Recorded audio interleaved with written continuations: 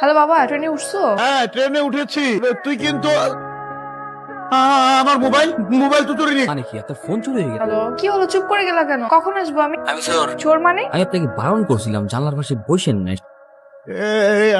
আমার মেয়েটা চিন্তা করবে তো, মেয়েটাকে ফোন করে জানিয়ে দিই ফোনটা চুরি হয়ে গেছে। এই ঘুম থেকে উঠে কার মুখ দেখেছিলাম আলগায় যা। হ্যালো তিতলি, আমি তোর বাবা। কি আমার মোবাইলটা না চুরি হয়ে গেছে। বাবা ফোন কিভাবে নিল? এই শোন, তুই 4টার দিকে স্টেশনে চলে আসিস। তখন মোবাইল কিভাবে নিল কি হইলো তোকে পরে বলবো। ঠিক আছে। হ্যালো, আমার বাবা কি করছে? আপনার বাবা আর আমি একসাথে নাক ডেকে একটু আমার বাবার দিকে খেয়াল রাখবেন, হ্যাঁ? ওয়াশরুমে যেতে সঙ্গে সঙ্গে যাবেন। মনে হচ্ছে আমার শ্বশুর। হ্যালো, কিছু বলছেন না যে? আচ্ছা আমি স্টেশনে আসতেছি, আপনি ট্রেন থেকে নেমে গেলে আমাকে একটা কল করবেন। ঠিক আছে। এত লেট হলো কি করে? ট্রেন লেট করছে মা। তুমি ফোনটা কি করে হারালে? কি ঠিক রাখতে পারো না? কি করে বলবো, হারাই গেলে তো কিছু করার না। আচ্ছা যাই হোক, চলো। আজব তো, সামান্য একটা ধন্যবাদটুকু দিয়ে গেল না। মা কেমন আছো? আমি ভালোই আছি। একটু ভালো নয়। তুই যে 5 দিন বাসায় ছিলি না, 5 দিনের একদিনও সে ঠিক মতো ওষুধ খায়নি নিয়ম কারণে। মা এসব কথা আর কতবার শুনতে হবে বলো? তোমাকে কি সুস্থ হতে হবে না বলো? তুমি কি ডাক্তারের কথা শুনবে না? আমার এত এত ওষুধ খেতে আর ভালো লাগে না। এই বিছানায় শুয়ে থাকতে আর কত ভালো লাগে বল। আমি গ্রাজুয়েশনটা কমপ্লিট করি, আবার একটা ভালো জব নেই, দেন আমি একটা বিয়ে। এখন আমার বউয়ের সাথে দিন রাত 24টা ঘন্টা তুমি করো। আমি তিথি, ওই যে ট্রেনে করে আপনার পাশে বসে আমার বাবা ঢাকায় আসছে খুলনা থেকে, চিনতে পেরেছেন? না চেনার তো কোনো কারণ নেই। এই নাম্বারে আপনি মোট 17 বার কল করেন, খুব ভালোভাবে চিনতে পারেন। ও বাবা, আপনি কি কাউন্ট করে রেখেছেন? Silly me. আচ্ছা বাদ দিন, আপনারা ঠিক মতো বাসায় পৌঁছে? হ্যাঁ, একটু আগেই আসলাম। আসলে সরি, হ্যাঁ আপনার সঙ্গে না তখন কথা বলা হয়নি, একটু ধন্যবাদও দেওয়া হয়, অন্য টেনশনে ছিলাম তো। না না, it's okay, I don't mind. আর এমনিতেও সুন্দরী মেয়েদের ভুল হলে সেটা মনে রাখতে হবে। বললেন? কিছু না, এমনি। হাই হাই, দোস্ত ওই মেয়েটাকে ডাকতেছে, মনে হচ্ছে বলবে। ও কেমন আছেন? ওই যে কালকে স্টেশনে, মনে আছে? মনে আছে, মনে থাকবে না কেন? তো আপনি এখানে বাসায় কি এদিকটাতে? হ্যাঁ, ওই যে 12 নম্বরে আমার বান্ধবীর বাসা। গ্রেট। তোরা দুজন কথা বল, আমি তেলে যাই। তো বান্ধবীর বাসায় এখানে কোনো পারপাসে? হ্যাঁ, একটু কাজে আসছিলাম। তো দেখুন না, এখন কোনো রিক্সাই পাচ্ছি না। এদিকটাতে রিক্সা পাওয়াটা একটু টাফ। সমস্যা নেই, আমরা কিছু দূর হাঁটলেই হয়তো রিক্সা পেয়ে যেত। হুম? আঙ্কেল কেমন আছেন তার কথা জিজ্ঞেস করতে ভুলে গেছি। বাবা ভালো আছে। তিনি কি বাসায় আছেন? বাসায় তো। শিওর, তাহলে তার সাথে দেখা করে যাই। বাসা পর্যন্ত আসলাম, তার যদি দেখা না করেই যাই, ব্যাপারটা কেমন দেখেন? দেখা করেই তারপরে যাই। কি মা ডাকছিস? হ্যাঁ ইয়াং ম্যান, কি অবস্থা? How are you? Fine uncle. ওনার সাথে রাস্তাতেই দেখা, বাসার নিচ পর্যন্ত যখন চলে এসেছি, ভালো আপনার সঙ্গে দেখা করে। ও ভালো কাজ করেছো। নাস্তা পানির ব্যবস্থা কর। বসুন, কোনো ব্যবস্থা করতে হবে না প্লিজ। শিট, আর কিছু হয় না, আপনি ছাড়ুন। কিছু হয় নাই মানে? তো দেখছেন কি হয়েছে? একটু পরে এই জায়গাটা পুরো ফুলে যাবে, সাইজ সাইজ ফুলে যাবে। কিছু হয়নি, তুমি চিন্তা করো না। না বাবা, আপনি বুঝতে পারবেন না যে আমি মালিশ করে দিচ্ছি। আমি মেডিকেল স্টুডেন্ট, ব্যথা কতটুকু লেগেছে আমি অনুভব করতে পারছি। ছাড়ুন। বসুন আপনি। এক্সকিউজ মি, বাবা বলো। তোর মা আবার অসুস্থ হয়ে পড়ছে। আমাকে ইমার্জেন্সি এখন হাসপাতালে যেতে হবে। ঠিক আছে, অন্য একদিন দেখা হবে। বাবা আমিও যাই ওনার সঙ্গে। হ্যাঁ যা।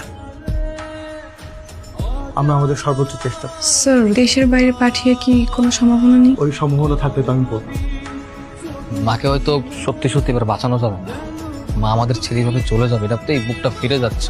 ধৈর্য ধরুন স্যার, আমাকে ডেকে নিয়ে তাই বললো। আমার মাটাও চলে গেছে, ভাবলে খুব কষ্ট হয়। আমরা শুরু তো বুঝতেই পারি, কিন্তু বুঝতে পারলে হয়তো কিছুটা করতে পারতাম। আন্টি কতদিন ধরে অসুস্থ? অনেকদিন ধরে আমাদেরকে কোনো কিছু বলেও নাই, সবকিছু সবসময় চেপে রাখতো। সমস্যা নেই, টেনশন করবেন না।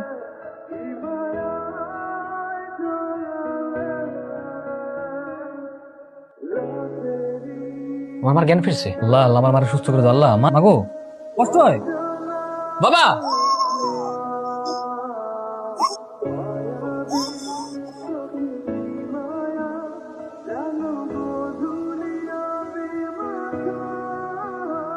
হ্যাঁ আচ্ছা ঠিক আছে, ওই 3টের সময় চলে আসলেই হবে।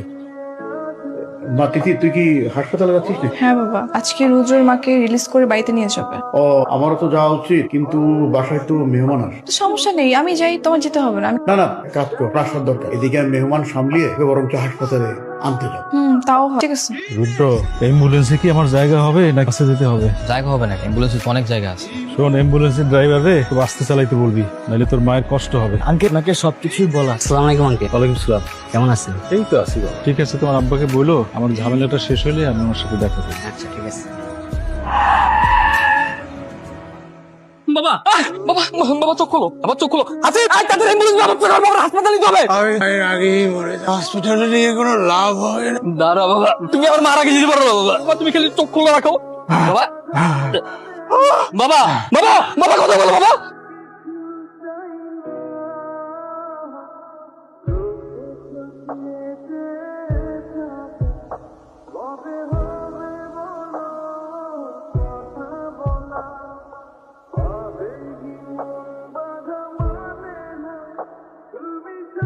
চলো রুদ্র, হাত দেরি করা ঠিক হবে না। আমি কিভাবে ভিতরে যাবো? আমার যে পুরো কলিজা ফিরে যাচ্ছে, আমি বুঝতে পারবো না। আমি জানি এই কষ্টের বোঝা অনেক ভারী। আমি তোমাকে সান্ত্বনা দিব না, শুধু এতটুকু বলবো, মনে জোর রাখো। আন্টি এখনো অসুস্থ, তোমাকে তার সেবা যত্ন করতে হবে। তোমার বাবার লাশটা এই পাশে রাখা হয়েছে, আর তোমার মা ওই পাশে। তোমার মার পাশে তোর মাকে থাকতে হবে বাবা, তোর মাকে তো সান্ত্বনা দিতে হবে। বাবাজি, তোমাদের সাথে আমাদের যাওয়া উচিত ছিল, ইচ্ছা থাকলে উপায় নেই। হঠাৎ করে তিথির বিয়ের ডেটটা পড়ে গেল। বিয়েটা ওর মামাই ঠিক করেছে, ছেলেটা একটা খুব ভালো ছেলে। মানে সবকিছু কেমন তাড়াতাড়ি হয়ে যাচ্ছে। ড্রাইভার সব কোথায় গেল?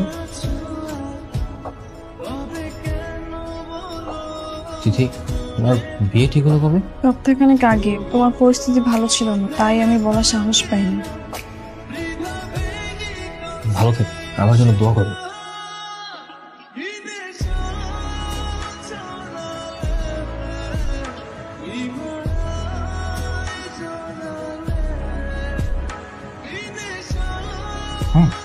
আমি গ্রাজুয়েশনটা কমপ্লিট করি, একটা ভালো জব নেই, দিনে মেটে দিই, তারপর আমার বউয়ের সাথে দিন রাত 24টা করে তুমি করবে।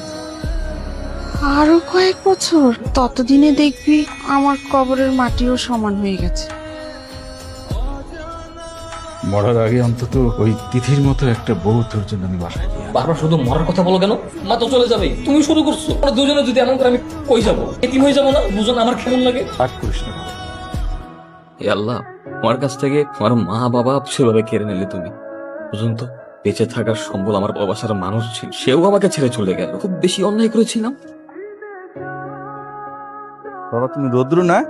জি হুজুর। কদিন ধরে দেখছি তুমি মন খারাপ করে এদিক সেদিক বসে থাকো। আমার বাবা মা মৃত্যুর পরে ভেঙে পড়েছে, স্বাভাবিক হতে চেষ্টা করো। যে সন্তান অতি অল্প সময় তার বাবা মাকে হারায়, তার জীবন আর কিভাবে চলবে হুজুর? দেখো, আমাদের নবী করিম সাল্লাল্লাহু আলাইহি ওয়াসাল্লাম জন্মের আগে ওর বাবাকে হারিয়েছে, এর 5 বছর পরে ওনার মাকে হারিয়েছে। আসলে জন্ম মৃত্যু এটা আল্লাহর হাত। আল্লাহ পাক আমাদেরকে পাঠিয়েছে, আল্লাহ পাককে আমাদের নিয়ে যাবে। কঠিন সিদ্ধান্ত আমাদের মানতে হবে, নিজেকে এবার না দিয়ে স্বাভাবিক হতে চেষ্টা করবো। জি হুজুর, আপনি আমার জন্য দোয়া করবেন। তোমার মঙ্গল করুক বাবা। তোমার বাবার জন্য 5 ওয়াক্ত নামাজ পড়ে দণ্ড মুসল্লিরা তোমার বাবার কথা অনেক স্মরণ হয়। তোমার বাবা পায়ে আইসা আমাদের কাছে আসতো বাবা।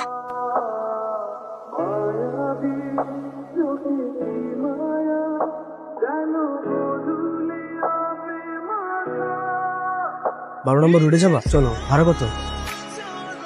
ভাইয়া, আপনি রুদ্রর ফ্রেন্ড না? হ্যাঁ, আপনি তিথি তাই না? হ্যাঁ। ভাইয়া, রুদ্র কোথায়? আমি না ওকে খুঁজে পাচ্ছি না কোথাও। সেই যে আন্টি গ্রামে গেল, তারপর আর কোনো যোগাযোগ হয়নি। ওর নাম্বারটাও ও আমাকে বলেছিল জানাবে, কিছুই করলো না। প্রায় কয়েক বছরই তো হয়ে যাচ্ছে, আমি ওর কোনো খোঁজ পাচ্ছি না। সে যে বাবা মারা যাওয়ার 1 মাস পরে, তারপর থেকে ওর আর কোনো খোঁজই পাইনি। ওর নাম্বারটা তো বন্ধ, যোগাযোগ করার কি কোনো ব্যবস্থা নেই? সত্যি বলতে ও আপনাকে অনেক বেশি ভালোবাসতো। হুট করে ওর মার অসুস্থতার কারণে কত কেউ আপনাকে বলতে পারছে, এরকম পরিস্থিতি হয়ে ওঠে। আঙ্কেল আন্টির শেষ বিদায়ের সময় তো আপনার বিয়ে হয়ে গেল, তোমার সেই কষ্টে দূরে কোথাও হারিয়ে।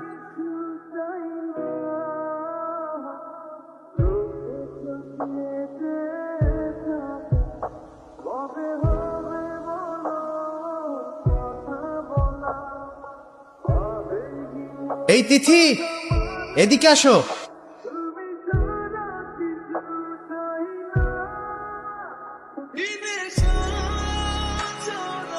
তিথি, কেমন আছো? আমি ভালো আছি। আমার তো বিশ্বাসই হচ্ছে না, তোমাকে আমি সামনাসামনি দেখতে পাচ্ছি। তোমার মেয়ে না? মাশাআল্লাহ, খুব সুন্দর, একদম তোমার মতোই। হাজবেন্ড একদম পুরো পিওর জেন্টলম্যান। তিথি এই ফ্রেন্ড, তিথির অনেক আগের বন্ধু। দোলা ভাই, এই সেই রুদ্র। কি ব্যাপার, তোমরা এখনো এখানে দাঁড়িয়ে আছো? না, ট্রেন আসতে মনে হয় একটু টাইম লাগবে। আপনাকে খুব চেনা চেনা মনে হচ্ছে। আরে চেনা চেনা তো লাগবে, ও হচ্ছে তিথি সেই না বলো ভালোবাসার জন্য তিথি বিয়েটাই ভেঙে দিয়েছিল। আচ্ছা, আপনি সে? তিথির তাহলে বিয়ে হয়নি? না, হয়নি। না বাবুর জন্য কিছু খাবার নিছিস নি? সত্যি তুমি বিয়েটা ভেঙে দিয়েছো? তো কি করব, বিয়ে না ভেঙে তো আর কোনো উপায় ছিল না। আমি এমন একটা বড় মানুষকে ভালোবাসলাম যে আমাকে ভালোবাসলো ঠিকই, কিন্তু বলতে আর পারলো না। একবার বলতে তো পারতা রুদ্র। দেখো তিথি, বাস্তবতা অনেক কঠিন। ভালোবাসলেও সেই সময়টাতে ভালোবাসি বলার মতো সিচুয়েশন ছিল। ছেলেটার মা মৃত্যুসজ্জায় ছিল। দিন রাত 24টা ঘন্টা ছেলেটার মায়ের মৃত্যু ভয় তার দিন কাটতো। ভাগ্যের কি নির্মম পরিহাস দেয়, ছেলেটার মায়ের আগে তার বাবা চলে যায়। ঠিক সেই সময় তোমার বাবা এসে বলে তোমার বিয়ে ঠিক হয়ে গেছে। তখন সেই ছেলেটার কি বা করার ছিল? তাই বলে এভাবে হারিয়ে যাবা? যাকে ভালোবাসি তাকেই যদি না পাই, থেকেই বা কি করবো? তুমি জানো না রুদ্র, তুমি হারিয়ে যাওয়ার পর আমি তোমাকে প্রত্যেকটা সেকেন্ড, প্রত্যেকটা মিনিট কতটা মিস করেছি। তোমার কি একবার ওই তিথির কথা মনে পড়েনি? আমি হয়তো তোমাকে বলতে পারিনি, কিন্তু আমার একটা আত্মবিশ্বাস ছিল কোনো না কোনো দিন আমি তোমাকে পেয়ে যাব। আর সেই জন্য আমি এখনো বিয়েই করিনি।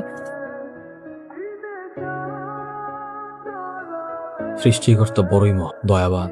তিনি আমার প্রতি নির্দয় হতে পারতেন, কিন্তু তিনি নির্দয় নন। জীবনের সবকিছু হারিয়ে ছেলেটা যখন সৃষ্টিকর্তার কাছে বারবার মুক্তি চাইতো, অতঃপর সৃষ্টিকর্তা তার ডাক শুনে। দেখো, আমার জীবনের সবকিছু সৃষ্টিকর্তা কেড়ে নিলেও বেঁচে থাকার জন্য আমার ভালোবাসার মানুষকে তিনি আবার ফিরিয়ে দিয়েছেন। রুদ্র, আমি কি তোমাকে একটু জড়িয়ে ধরতে পারি?